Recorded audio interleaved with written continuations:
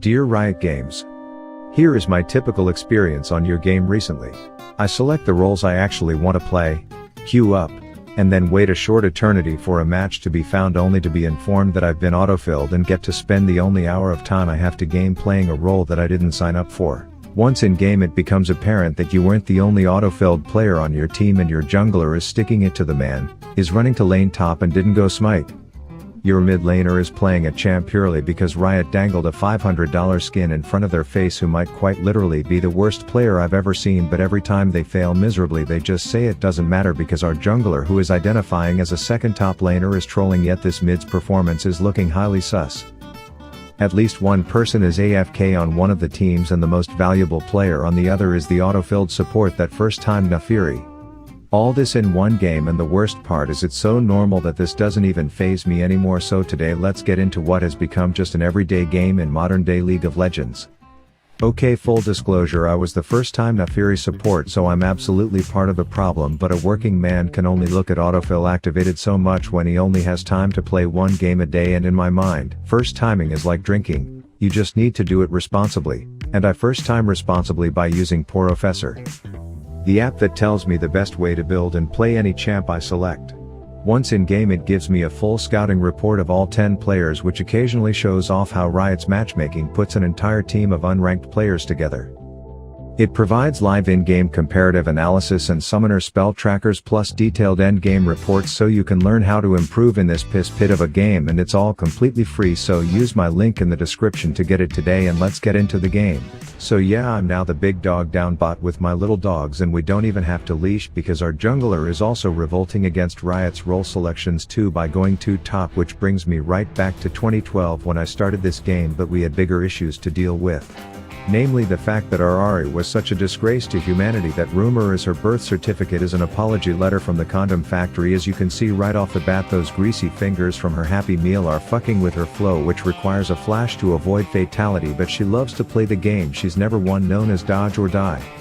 I on the other hand am trying to get a feel for how to make Naafiri support look good enough to clickbait a YouTube video saying it's secret tech, but unfortunately my Jinx must have been abused as a kitten because she's playing 2 screens back and the 9 total damage I needed out of her never arrived, so she continues to make up for her absence by now trying to get killed while my actual top laner is asking if I want to be butt buddies with a trolling jungler in his lane. Meanwhile, the reason God created middle fingers has now decided that AP mages are fully equipped to get in a right click off with AD carries, which despite 13 years of champ designed to boldly prove otherwise, she sticks around to find out for herself. But in her mind she can parade around a proud advocate for babies from cokehead mothers all she wants, it doesn't matter because our other teammate is trolling harder, all while my ADC, who has to refer to a computer hardware guide on a notepad to remember where her right click button is already saying this is GG. That said, the enemy knows to respect the mini Clifford pick, as one look at the Piltover pool partier and a wild Shen is just begging to crawl out of her asshole, so we appropriately back off until I see they are ready to piss off, and then I make my move. Val Delphine unsurprisingly nukes my ADC, who tends to walk in a straight line, and then I win the trade before cutting the footage before you see me pull off the 1v3. Meanwhile mid after this faker fox lover is like, kill me twice because I picked an extended auto attack off, shame on me. Fool me a third time, I'm just a degenerate dumbass. Eventually she makes her way down to my lane, and while I don't want to get too close to her because I'm not sure if whatever she has is contagious, I do want to help this game not go to complete shit, so I start by aiming a W to perfection on the Piltover Police Department nepotism hire, and then I shift my focus to the steel-toed ninja who is bullying the slow kid to provide a happy ending. I then celebrate my 6th birthday by briefly turning into a COVID virus icon from an infomercial and then diving that Twitter simp with everything I have and flashing out before that tower gets my credit card number. The mid lane is starting to diversify the cast of characters who hang out there as if it's a snobby Ivy League school that claim to not be racist by making acceptance more about race than qualifications, but the one thing that remains stable is the board certified dipshit playing Ahri, as you would think ulting to barely escape death would be a wake up call. Nope, she is indeed just the poster child for incest in this one. But no one is immune from stereotypical League of Legends players, as their mid Varus must have thought he was playing co-op versus bots from this Ahri and left the game. That said, having a lane all to herself isn't doing the trick for her as the first visit from the cauterized nostril, and she is just begging to show off all the dashes and flashes she can do to a new face before dying, while acting like that Shen ult is the reason she lost that last fight. Meanwhile, I'm determined to prove to my viewers by the end of the game that I'm not part of the problem by somehow making this pick look less troll, and my first strategy is to find an enemy that is useless and easy to kill by themselves and show a completely one-sided fight. But that leads me to believe if a support can slam the ADC 1v1, then surely if you add my ADC into the equation, any fight would be an even easier win for us. But here's where I failed to realize that the person playing my Jinx was having an apparent stroke in front of their keyboard at the exact moment I expected them to do literally anything, so I am back to looking like a trolling trash can. That said, the best play here was just to wait for the Kate to be more out of position than a World's Trophy at any NALCS Gaming Org's headquarters, and we could knock out an easy kill. I then ran mid where the burnt bagel bite was looking like a snack under his tier 2 turret, so I ult in a hurry, wait for his tick to kill, then I scurry as Kate chases, aiming like her vision is blurry, but as I flee in a flurry I start to worry that soon I'll be buried when Shen shows up early. But I can always rely on the fact that an assassin can make an ADC their bitch even if the quote-unquote help from their mid laner looks like this. So Kate dies before Shen can emerge from her anus. And I guess she got a little carried away from being a part of her first career kill that the adrenaline took over, and she just had to dispose of the idiot energy that was building up in her blood. This was becoming the hardest 5v4 I've ever played in my life, as I now had to pick my spots and chomp on towers or no one else would. Ahri was just trying to find her stride.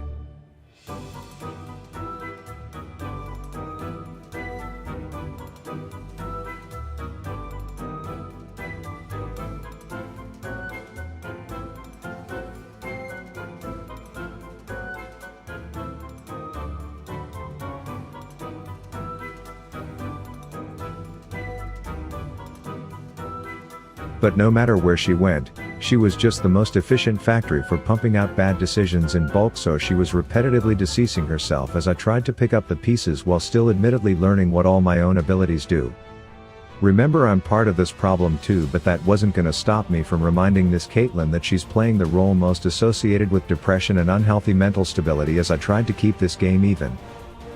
At this point I swear this Ahri lives by the motto FOMO, which in this case is most definitely not the fear of missing one skill shot, because every fight she misses a baker's dozen before once again getting shafted by an immobile tank.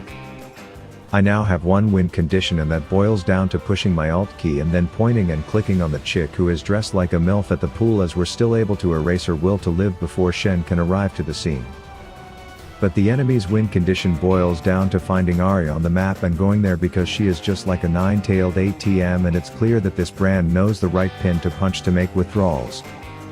But even if the enemy team wasn't looking for her, she sure does a good job of running around dangerous streets and forests at night looking for trouble, and you'd think someone with more dashes than a phone book would be able to curb the amount of feeding they do against a team who is a man down. She continues to be just impossible to underestimate.